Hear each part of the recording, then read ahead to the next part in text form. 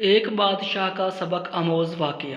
ایک ریاست کے بادشاہ نے یہ اعلان کروا دیا کہ کل صبح جب میرے محل کا مرکزی دروازہ کھولا جائے گا، تب جس شخص نے بھی محل میں جس چیز کو ہاتھ لگا دیا وہ چیز اس کی ہو جائے گی۔ اس اعلان کو سن کر سب لوگ آپس میں بات چیت کرنے لگے کہ میں تو سب قیمتی چیز کو ہاتھ لگاؤں گا۔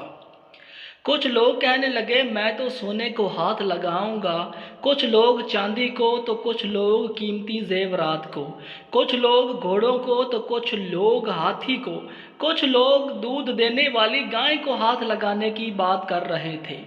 جب صبح محل کا مرکزی دروازہ کھلا اور سب لوگ اپنی اپنی من پسند چیزوں کے لیے دوڑے، سب کو اس بات کی جلدی تھی کہ پہلے میں اپنی من پسند چیزوں کو ہاتھ لگاؤں تاکہ وہ چیز ہمیشہ کے لیے میری ہو جائے۔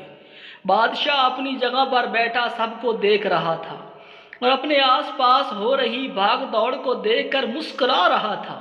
اسی وقت اس بھیڑ میں سے ایک شخص بادشاہ کی طرف بڑھنے لگا اور آہستہ آہستہ چلتا ہوا بادشاہ کے پاس پہنچ کر اس نے بادشاہ کو چھو لیا۔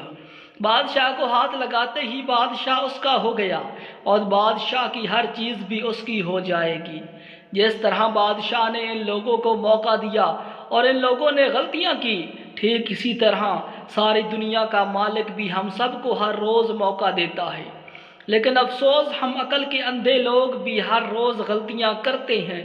ہم اللہ کو حاصل کرنے کی بجائے اللہ کی بنائی ہوئی حقیر دنیا کو، اس کی چیزوں کی آرزو کرتے ہیں، لیکن کبھی بھی ہم لوگ اس بات پر غور نہیں کرتے کیونکہ نہ دنیا کے بنانے والے مالک کو پا لیا جائے۔